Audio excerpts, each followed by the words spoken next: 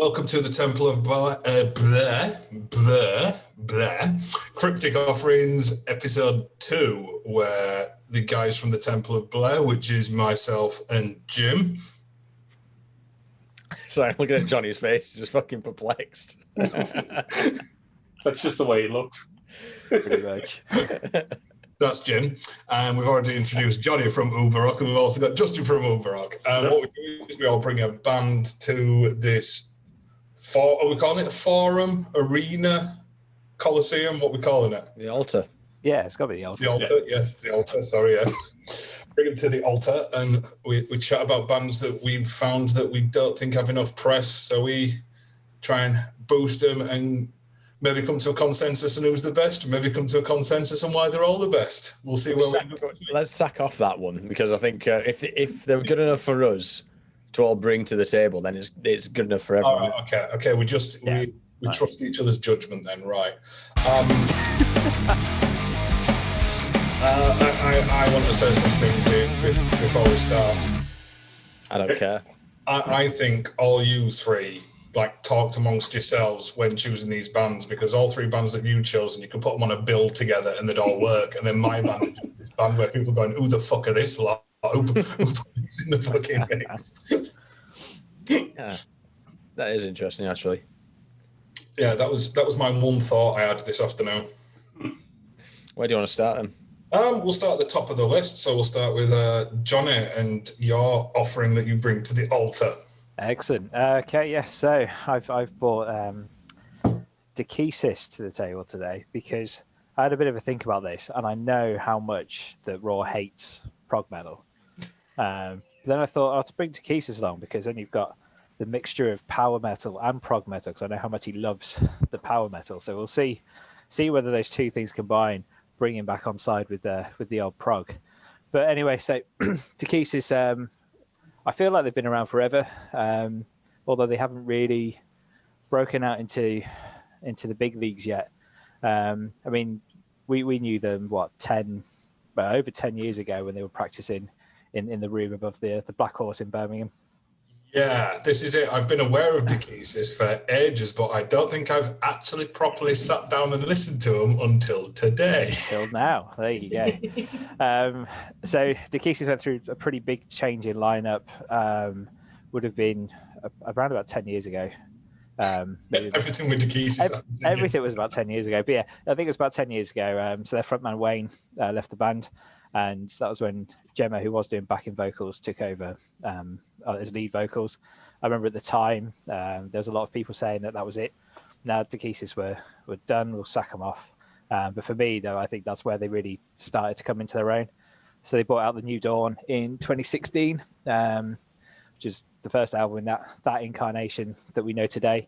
So I would consider it almost like a second debut album for them. So I've included The Great Insurrection in my section of tracks for today, because I think that's a really good representative track of that album, and is a fantastic one to see live as well. But then, that was a good album. And then Fractures came out last year, which I think is a fantastic album. So they really built on what they had in the New Dawn, and just really got comfortable and really settled into the sound that they've developed. They've got this really sort of bombastic, epic sort of feel to them. I think they're quite similar to the Ancient Bards, if any of you, or if anyone listening has ever listened to those, to the point where I was quite lucky to see them both share the stage at the Power Metal Quest Fest back in 2019. Gigs were a thing. Yeah, I remember those days. So from Fractures, I picked parts 1 and 2 of End of Time, because that's just a great start to that album. Obviously, you've got the obligatory instrumental introduction first, which I haven't included, but End of Time, it's a great start. And then they've got Kairos as well, which is probably my favourite song on that album. It's quite motivational. It's got the line, that there's more to this existence than the path of least resistance. That's the thing I was trying to remember. There you go. That's the thing I was trying to remember. So there in the car going, yes, I like this. Yeah, I think that's what really sold it, was just that line. It comes up quite a few times, but yeah, really fucking did it for me. But a little bit about Dekesis on the side as well. You've got obviously the main band. They do have an alter ego as well, where they perform as Women of War, which is an Yes, they do. all-female tribute to Manowar, who we did see at Bloodstock back when Bloodstock was a thing. And I was lucky enough to win a signed Manowar album by looking the most Manowar in a pair of leather hot pants and smothering myself in baby oil. And smothering most of the audience in baby oil by the time we Absolutely. finished with the baby oil. I was one slippery customer by the time that was finished. Yeah, I think that was the easiest anyone's ever got to the front of a gig, by the combination of baby oil and people going, get the fuck out of my way, just fucking don't touch yeah, just fucking straight through to the front, no messing around. As I mentioned as well, Power Metal Quest Fest, that's essentially their baby as well. That's an annual power metal festival held in Birmingham. They were also very active in the Birmingham Rock School as well. So teaching kids how to play various instruments, things like that. So they do a lot of good work, as well as producing good albums. So that's exactly why I brought them along today. Cool. I'll go first on this, seeing as I've been invoked many, many times in this, and you've brought them to try and appease me, and it worked, because I was listening to them, kind of going, you know what this is? This is Glory Hammer with the last singing, and I like that. It's like, but being a bit more serious than singing about, laser unicorns and shit. But yeah, it works. I mean, with Selma's Women of War, I'm like, she's got a damn good voice on her. Hear her singing into Kisses, I'm like, she's got a damn good voice on her. The keyboardy bits are good. It's just decent power metal with a little bit of a spin on it, but the spin isn't, oh, look at us, we've got a lass singing for us. It's like, no, she's a good singer, and it's a good band that don't need a gimmick, but it just turns out they've got two sort of, do I want to say female singers in power metal are gimmicky, but you know what I mean? It's not in this instance. It can be in some, but it's not in this. So I think, like Gemma does have an absolutely fantastic voice. I think that's a big selling point. To me, you said it was Glory Hammer with a last singer. I thought it was Rhapsody without Christopher Lee. That was my point of reference. But no, I quite enjoy it just for that reason, really, because I'm not too savvy on my power metal, but I do like a bit of guitar wankery because that's a subcategory in its own. And some of the production, fuck off, Dave. But some of the production stuff I really enjoyed as well. Like they really made good use of the ride cymbal. I fucking love it when it's a dedicated syncopated part that's going to the ride cymbal, and I got a fair bit of that. What's the track I got that on? I might have been Surrender Your Fears, but he's just going it's like, yes. It was weird for me because I could appreciate that every one of them was good at what they were doing. Some of it didn't quite kind of fit for me. I like theatrical stuff. I like symphonic stuff, which I got from the songs and some of the other ones I listened to by the Kisses. I love female vocals compared to rock and metal stuff because it's that kind of juxtaposition between the two, which I think I said last time for my previous pick. Just kind of really works my head of kind of setting each other off without kind of grating. And so they're all really, really good at what they do. But I have a very similar problem with Rival Sons. I could see individually they're all really good at what they do, but it's something about the kind of whole of it that just doesn't quite do it for me. And it's nothing against any of them in any way. The production's great. Looking at every individual aspect, it's fine. It's just something about the whole that doesn't work in my head. Does Greta Van Fleet do Rival Sons better than Rival Sons? Well, they do Led Zeppelin better than Rival Sons. I don't mind Greta Van Fleet, but I'm not as fussed on them either. Not as much as I thought I would be, considering what I kind of heard about them before I did. Yeah, they got chops.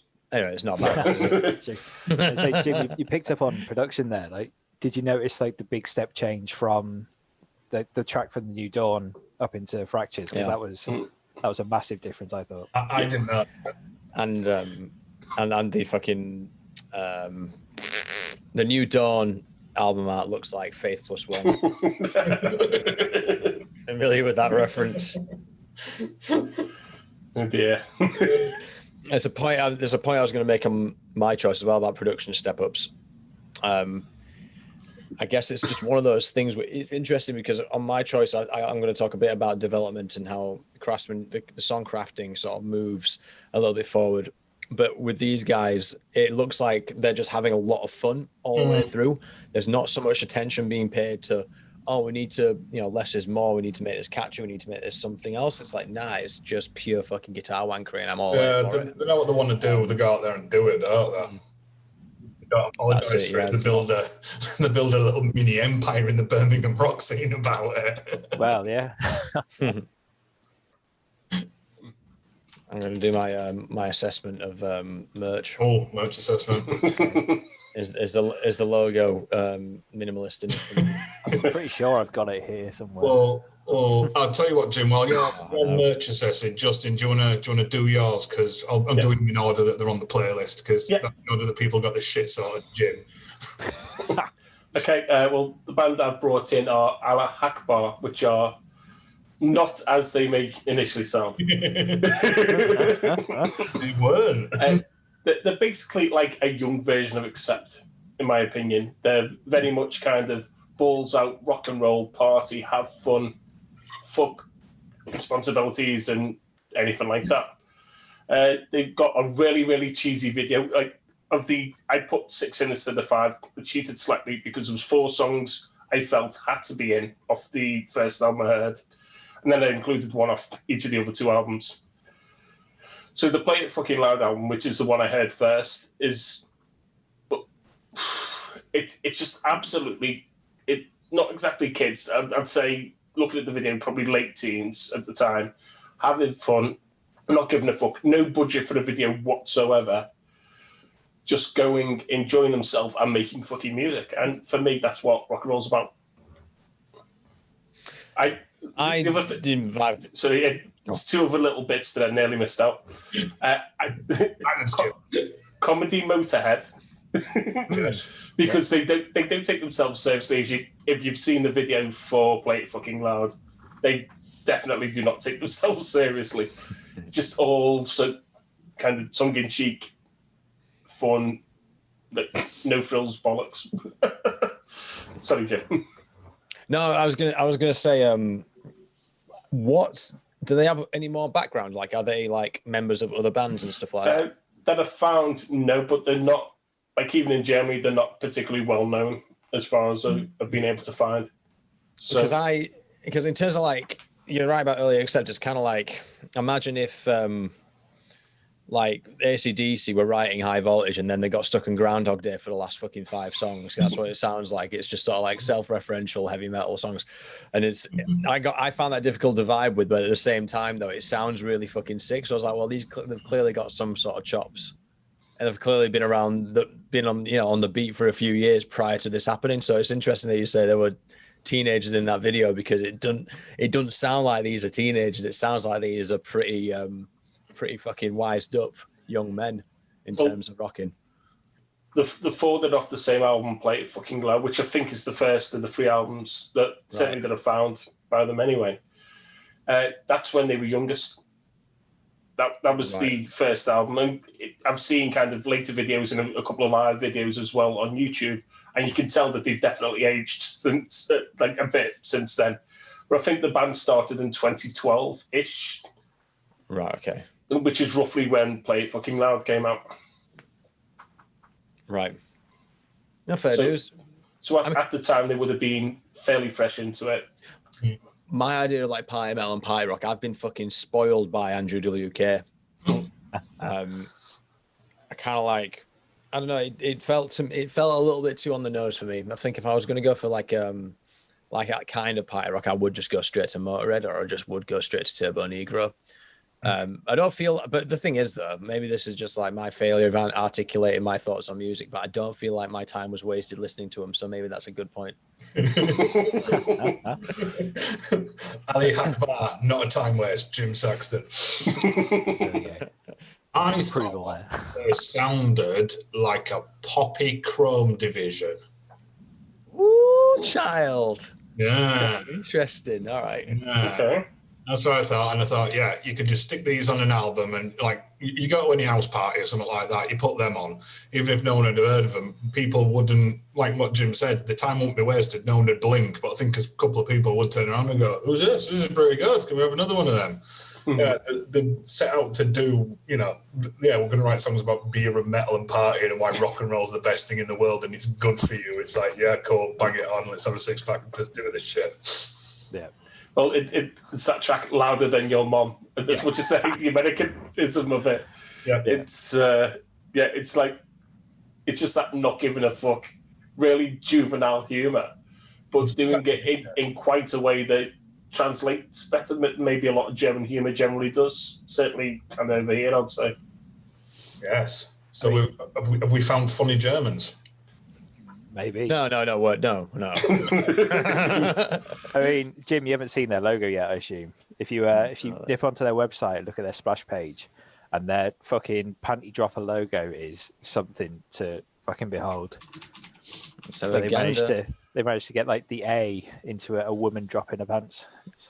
I just saw the look on Jim's face. I think that's a pretty good summary of them. I mean, I had them down as like municipal waste light. They're not quite into that heaviness yet, but they got the same sort of real, just beer drinking, hell raising sort of attitude. Yeah, which I really enjoyed. The vocals are an interesting one because, like, they reminded me of Beatallica. I don't know if any of you ever got around to listening to them, like the Beatles Metallica mashup.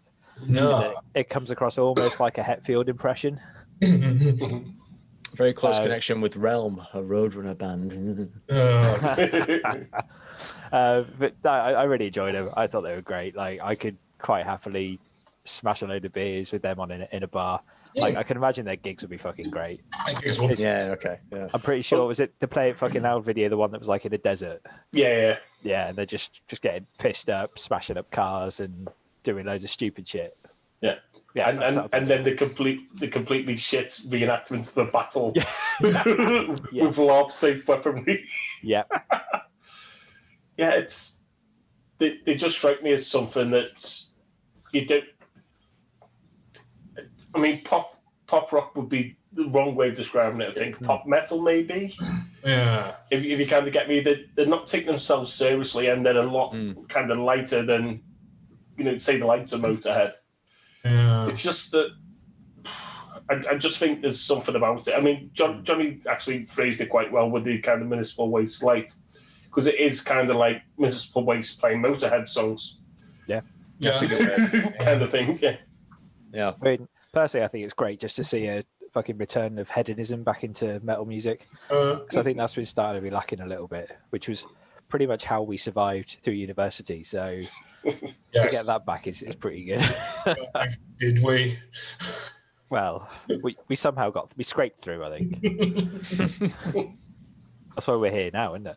Maybe I'll maybe coming off the Keysys into Ali Akbar is maybe that's the wrong way to go about it. But with your gig that you planned without my band in it, yeah. There might be a reason for that, though. Here we go. Right, well, if we're done talking about Ali Akbar, I'll talk about my band then, so we can get this out of the way. So my band is a band called Leached, and they are from Manchester, I believe. And I've seen them twice, and I think there's 3 of them. Yes, there is 3 of them. And the thing about Leached is I have another Dave's gig tale about the Leached gig. Because me and the woman, we went to see him at a place called Temple of Boom in Leeds. And we walked into the main room where I've seen Arno Core and a couple of other bands before. No, it's just Arno Core I've seen there. Sorry, yeah. Seen Arno Core there twice. And we walked in there, main room, nothing. I'm like, what the hell's this? So I go to the bar. I'm like, mate, is there a gig on here tonight? He's like, yeah. I'm like, where is it? And he goes, it's in the hot box. I'm like, where is that? He goes, it's down the corridor there. So we walk down this corridor that got like smaller and smaller and darker as we got there. Handed us tickets over into this room, and we opened it up into a building site. Shit you not, there was like, the roof was like a tarp. There was like tarp on the walls. There was breeze blocks and everything. There's fucking Leached on the stage. There's about 20, 50, I don't know how many people, but it was a tiny area with seemed to be a lot of people in there. Gig kits off. What Leached do is in their gigs, they don't really move that much, and then just have strobe lights going all the time, flashing at the band. So it's this tiny room, this kind of like, you know, big noisy sound, people banging into the sound desk. I think I was pushing people at the side and trying to, trying to stop people from dragging down the sound desk. It was a brutal, awesome gig. But they describe the sound as like extreme hardcore, but I don't really see the hardcore influence to it. It's just these big, nasty riffs and this like dark feeling that you get. And like with a bit of, on the last album, there's like a bit of like electronic-y stuff, which adds to it, but it's just in the intros. It doesn't make part of the song. It just makes this really like doomy soundscape with really jolly album titles such as You Took the Sun When You Left and To Dull the Blades of Your Abuse. So this is why I think you've conspired with your party metal power gig, and then I'm bringing Leech to it. But yeah, thoughts on Leech then, guys? Well, you just got to bring the mood down, haven't you, Dave? Oh God, that's why I'm here. Do it's weird because out of the 3 bands I didn't bring to this, they're the one that I have seen before. Oh. And I enjoy live, but I hate listening to them sat at home. All right, okay. I love the energy that they have live. I know what you mean. It's not hardcore as we might see it. It's that kind of new metallic hardcore, which is... It can work with some bands, and it don't, whereas these guys, fucking it does. Well, I kind of put it into a sentence how I would describe the kind of fan base. It's a kind of fan base that annoys me in the same way a Slayer fan can annoy me, and an Iron Maiden fan can annoy me because they just and that's all you get out of them in any way of conversation. I love this. Jim sat there in an Iron Maiden shirt. It's asleep. Okay, so the sentence I put was the kind of band I could see late teens into early 20s men swigging their arms like they're the hardest fuckers ever, when they would probably cry because they spill a drop of the water, or a woman pushes them back or over because they tried to crowd kill her. Yeah, right. I kind of get that. It was too dark to see at the gig I was at, so I do feel when you say it's listening to it on your own is kind of not difficult. I think it's exhausting. Whereas seeing it in a live setting is a bit more of an appropriate setting. It's interesting how this you say they're identified as like hardcore. Yeah, on the web it says somewhere there's definitely the hardcore bit to it, but I think they're one of them where they're not going, we're a hardcore band. In my head, I was like, this is diazepam grindcore. Yes, I get that. Start grindcore and dial back as opposed to start hardcore and push forward. It seems to make more sense in my sort of topography of metal.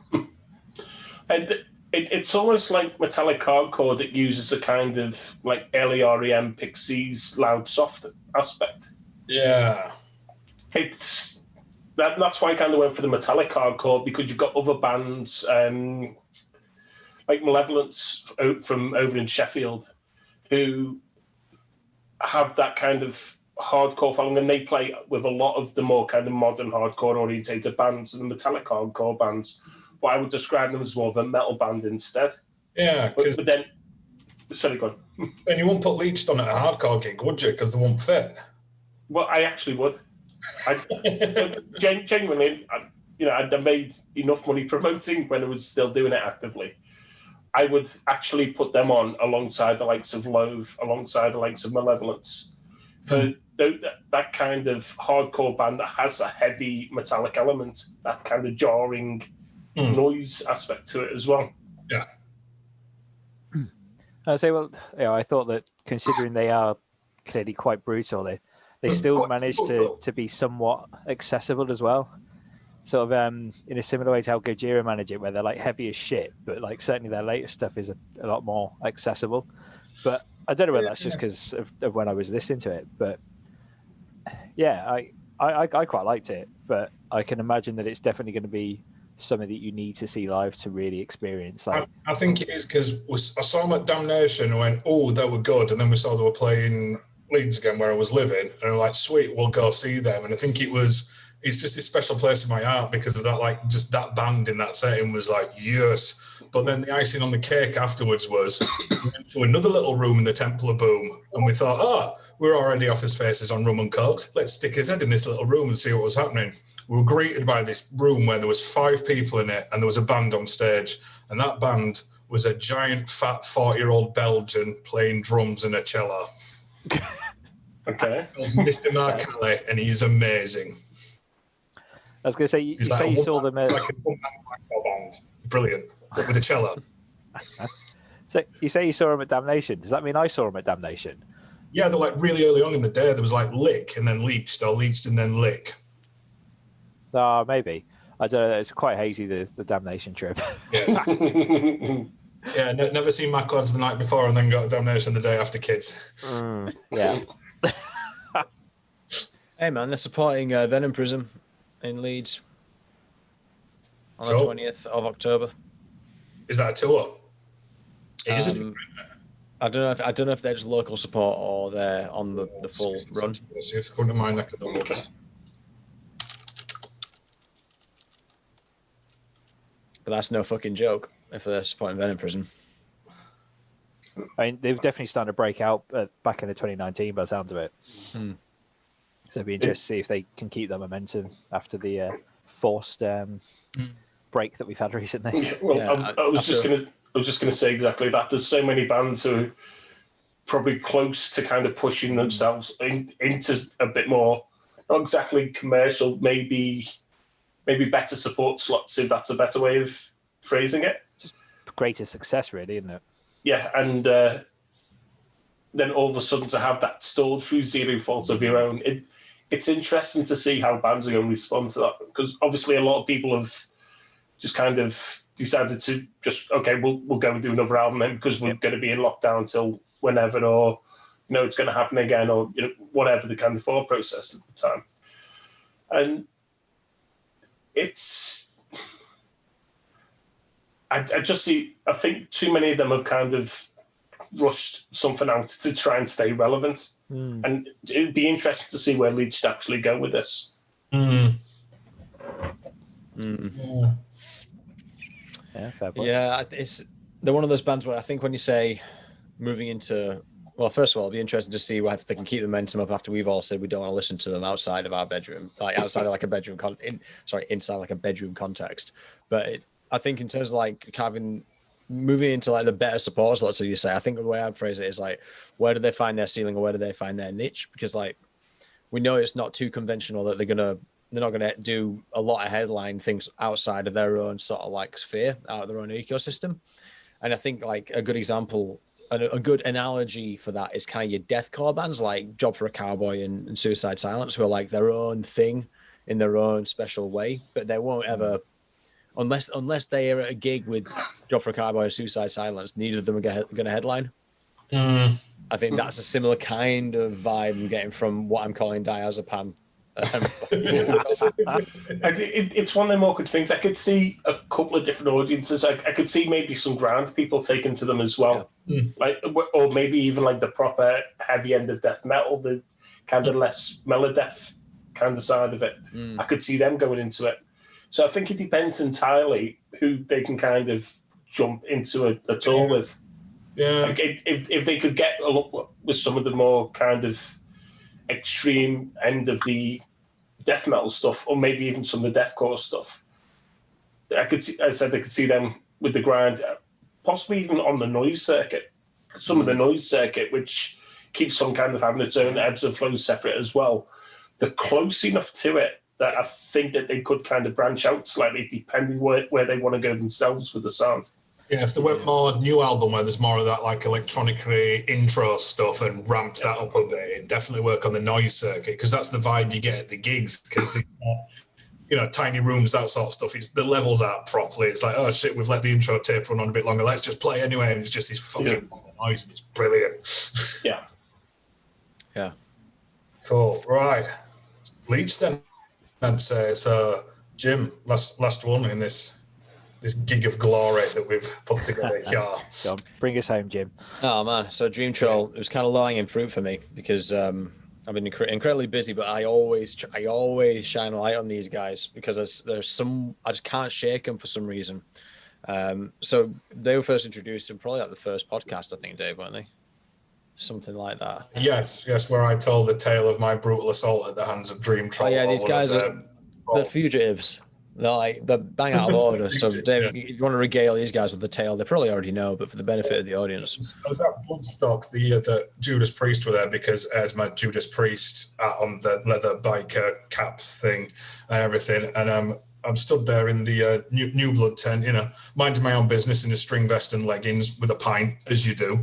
And I'm stood there, and all of a sudden I hear this guy going, "Hey mate, do you want a sticker?" I'm like, "Yeah, no worries, pal." And all of a sudden I feel this slap on my head. I take off my hat and see that he slapped a Dream Troll sticker on my head, and I haven't recovered from the trauma. it's not on. It's Actual not. bodily harm, man. I've still got the hat and the sticker as evidence if the police want to get involved and get fingerprints off it or some shit, you know. So, yeah. You poor little flower. I know, proven it's solid. So these guys are in a similar fashion. They're kind of like prog power metal-ish, and it's difficult because they identify themselves as like new wave of British heavy metal, like keeping that spirit alive. But I think that's fucking wrong. It's just bang. It's just not right. They're trying to tether themselves to a sound that then, which is more of a nostalgia trip than it is an actual. It's more of a vibe than it is a sound. And I think if you want to really drill down on it, I think it's more of a new wave of British heavy metal than it is the new wave of British heavy metal. It sounds too new school for it.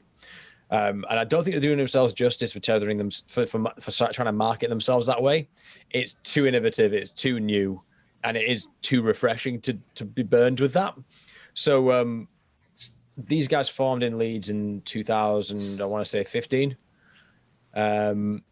We've got 2 albums, if I recall. Yeah, so 2 albums: Night of the Rebellion in 2017 and Second to None in 2019, and one more that's going to come out soon, I believe. I don't know when.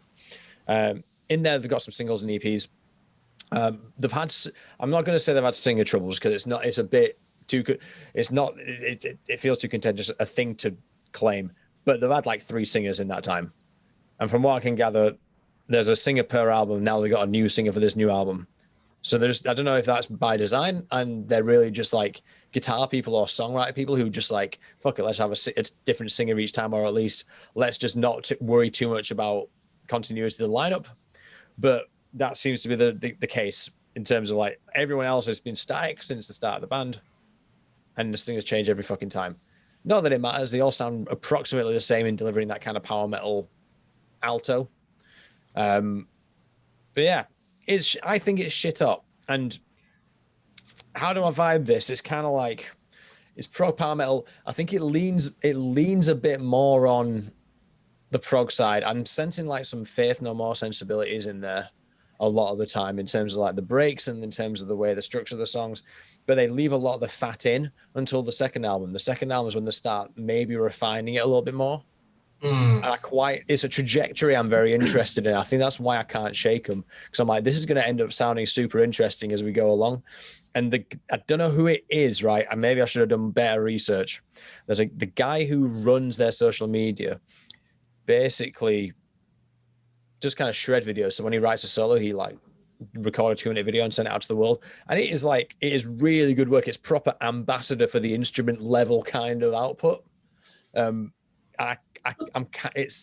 the band as a vehicle for that is interesting as well. But at the same time, they are refining their sound and making the songs sound a little bit more refined. It's a weird fucking little log plume that I'm on with this band.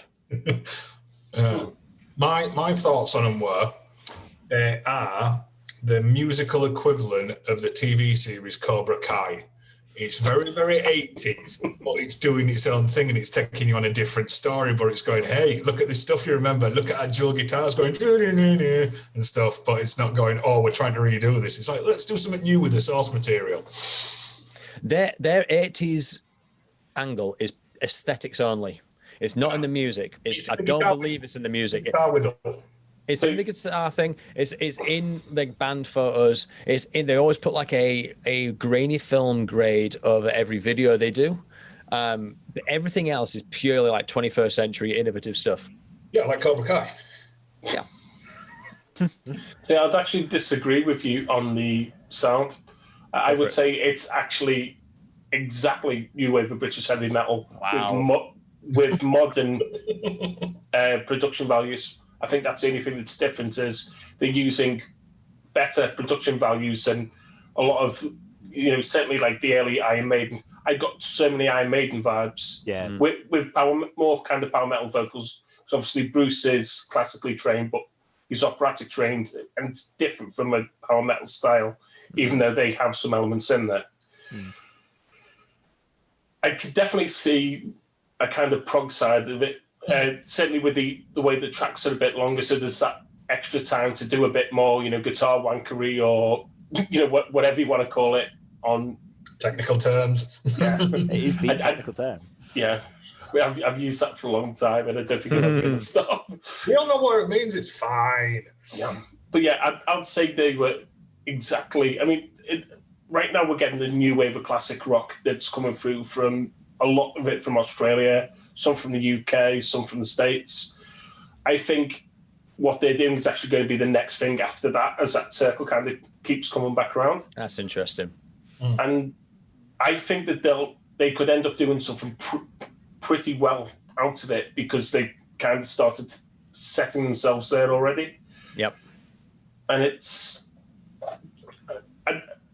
I can see why you've said what you've said about them, but I can also see why they class themselves as new wave of British heavy metal. That's so interesting to me. I do not get that at all, but it's so cool that you see it that way. Because I'm clearly like a completely different angle than they are, than you are. Yeah. Well, it's, as I said, I just see the production is different, because all likes of Iron Maiden, to not really want to overdo those comparisons, because they're not a like for like with Maiden by any stretch. No.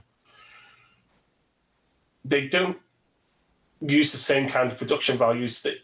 It's almost like they kind of enhance it for a full surround sound instead of that. There's something different to the depth of the way that they do it, which I think kind of separates slightly what they're doing from the likes of Maiden or any of the other new wave of British heavy metal bands. But there's still so much there that I think is at the core of the music that came directly from there, that I think I would still put them in with that same kind of sound. That's so cool. Yeah, I think Jim had it right with it, them being like on a trajectory though, because there's still quite a lot of variety in the sound. So it's like they still haven't quite settled on what their absolute core sound is. So I think they're going to continue building on that, and then maybe give it another album. They'll really settle on exactly what it is that they want to sound like, and then they'll take that and they'll drive it forward. Massive amount of potential there. But sort of a bit of an aside, which I thought was really funny. So I did a bit of research on Dream Trial, and I did discover this quote, which we'll all definitely appreciate. I think you all will as well. And it simply said, "Dream Trial are Black Sabbath fans, not neo-Nazis." So digging into the story, this comes about because they had a Labour MP called Richard Bergen doing a guest appearance on one of their albums, doing some spoken word stuff. And obviously they released their album, and on the cover they'd ripped off the Sabbath We Sold Ourselves album cover. So you had the two sort of exaggerated runic S's on there, and I think it was the Sun picked it up and then started ripping into him, saying like, obviously a Nazi supporter and all this shit. And he had I think he took the Sun to court in the end for that. But I just thought it was fucking hilarious. Just that one quote. Like, if you were to like publicize your band, you would put that quote on everything, wouldn't you? Yeah. Yeah, it's not like the Sun to lie, is it? I'm sure they're far too busy hacking dead kids' phones. Probably. Sorry, go on, Johnny. I was gonna say, just taking it back to the music there, like I found it seriously fucking catchy. Yeah. Like each of those songs has bounced around my head while I've been at work during the day. Like, was it Chrome Skull Viper? Just keeps like just that vocal hook is like on repeat in my head. It's even doing it now as we're talking. But no, I think like Steel Winged Warrior, it's like they've got a hat of cliches and they pick out three words and like, yeah, that's right. It's the power metal song generator, isn't it? Which we Steel all know. Warrior as well. Was that one of the ones on there? Steel Winged Warrior, yeah. Steel Winged Warrior, that was it. I think it's a lot of it is just like it's so potent, it's so fertile, we don't know where it's gonna go because they've got to fucking land it somewhere. You're talking about bands there, Jim. Yeah, go on, man. Like I said, I think if they're still doing it in probably 3-ish years' time, and something similar at least anyway, because if a band's not kind of tweaking the sound per album, they're just going to end up stagnating really, unless they're AC/DC. Yeah. Because there's very, very few bands that are going to kind of do anything if they don't keep kind of altering slightly as they go. But I think if they stay fairly true to where they are now, they do have that chance when that wheel comes round to the new wave of British heavy metal sound again. Interesting point on like marketing and things like that. So it's all their shit looks good because the Dream Troll logo is very new wave of British heavy metal. It's just fucking umlauts and fucking Spinal Tap font pretty much. No vinyl. A lot of bands invest in the vinyl. They print off the 100 of them and then they sort of chip away at them over the few years. None of that here. I think it's very much low risk, low yield. So we got badges and we got fucking masks and we got beer mats and tapes and CDs sometimes, but we haven't got vinyl. Could be because they're not signed and because there's no investment in that side, or it just could be because it's just the way they want to do it. I don't know, but I think if I'm going to do my budget tonight, and if I have £8, I'm going to get a t-shirt. Well, Does the logo fit your standards? You what, mate? Does the logo fit your exacting standards? Yeah, it's minimalist enough. Yeah. with them being independent, I could see why, because I know that vinyl runs are not cheap, and that they'll be a lot more expensive than tapes, and certainly a lot more expensive than CDs. So I can 100% understand why they haven't, but I think if they kind of pushed on a bit more, they might be in a position to then turn around and reinvest, so they can actually go back and go, okay, here's our first 3 albums all on vinyl now, to say, a limited run on each.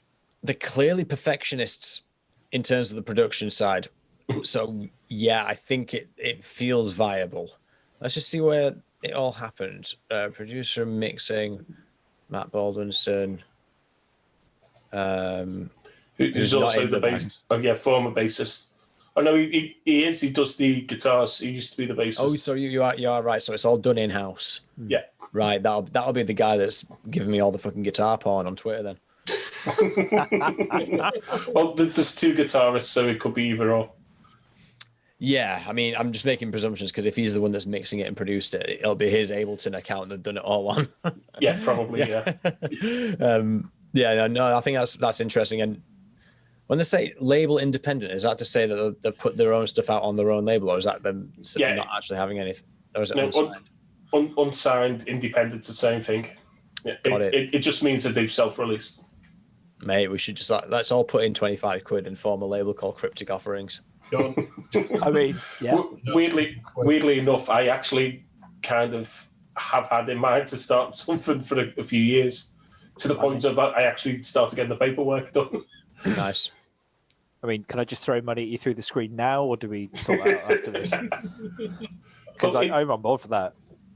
It's weird because you could pick up a band like that and easily kind of get on board quite early, like this kind of time, and go, "I'll tell you what, I'll have your albums remastered to go onto vinyl," and you kind of sort it out so you get your money back first. I mean, first way of doing it, if someone's going to kind of take the risk on them, you pay the money up front, you get your money back, and then say a 50-50 split or whatever, because it's you taking the risk with your money. But then the band have obviously paid out in advance to kind of have the recordings done, and they've also done the rehearsals, created the music, so whatever kind of split. But I think there's definitely potential for a label to kind of start off and kind of work along those lines. I know there's a couple I know that operate with different genres than this, that work along those kind of lines, and certainly doing okay for themselves at the minute. I think if you need a label with a strong PR arm and 10 grand to burn. That's the only 2 things you need to get this band signed and actually pushed properly. That's all. You wouldn't even need 10 grand. No, well, if you want to do the vinyl run, I mean, sensibly, and do the whole what's the fucking word? Oh, I fucking can't think of it. It doesn't matter. But point being, I agree with what you're saying in terms of like, it's an open goal at this point. But one thing I don't know is this a bedroom band or is this a touring band? Because I'm not sure these guys tour. I think I've seen them on some lineups because I think they've done. Oh God, what was that band called with the bloody trebuchet? Oh, Sellsword. Sellsword. I think they've done a gig with Sellsword. Yeah, but that's not touring. It is. They played with Sellsword. They've gone to York. That's touring, isn't it? They've gone leagues to York. I mean, is it the classic Yorkshire tour? Yeah, classic Yorkshire tour. Don't go anywhere bloody else.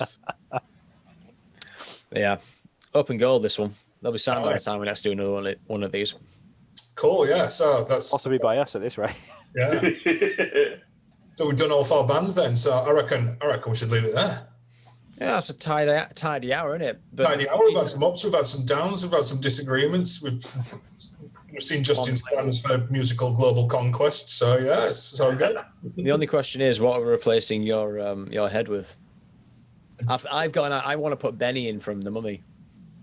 You could put Benny from The Mummy in, yeah. Can we put Benny Hill in instead? Like I said, I'll construct my avatar for the next one. I've got a month to do it, so I should be able to bash something together by then. So it'll be ready for episode 4 then. Yeah, with sticks and the rest of it. Or tea. I'm still listening to last month's bands now. It's like, what? Fall on Hope? What? Remember that? What? Video Nasties are at Bloodstock. Yeah, it's gonna be good. I mean, in fairness, Dave, I'll be surprised if we weren't listening to Forlorn Hope, seeing as you brought them last time. Double plug. Cool. So social media, Uber Rock people, you can go first with your stuff. Go on, big man. Go on then, yeah. So our website is www.uber-rock.co.uk. You can find us on Facebook and Twitter and also on Instagram, and Uber Rock Kicks Ass. And you can find me, if you really want to, as J Bear Jazzmaster is my Instagram handle if you're really keen. Sometimes post a lot of my music review work on there. And Hawaiian shirts. And lots of Hawaiian shirts.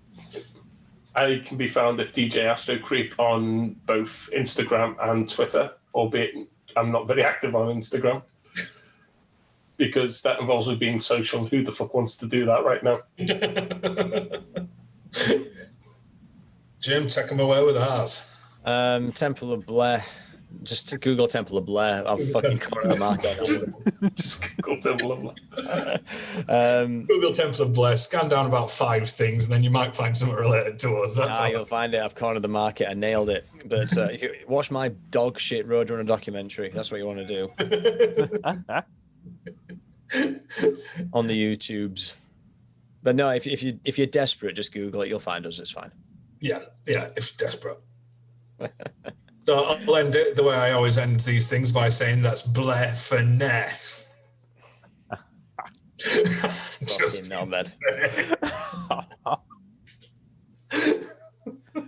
Fantastic. Best pun in the world. Best thing in the world. Yeah. We all grew up and that's how for now, so that's Bleh for nah. It's good. It's good. I have to explain it. You've kind of ruined the potency of it. It's going to take you another 12 weeks to build it up again. Does that mean we actually need to change the picture for Fred Dinage or something? Yeah. There's outro music playing over this, Jim. That's what this bit is, you know. Yep. Outro done. It's all fine. Or like the camera's panning out while we're all just waving or something. Carol, they've got all the how-to team being held hostage, like smarly bastards. I believe it wasn't the team; it was the families of the team. I mean, how else did they keep Carol Vorderman in one place for that much time? Did Carol Vorderman ever multiply?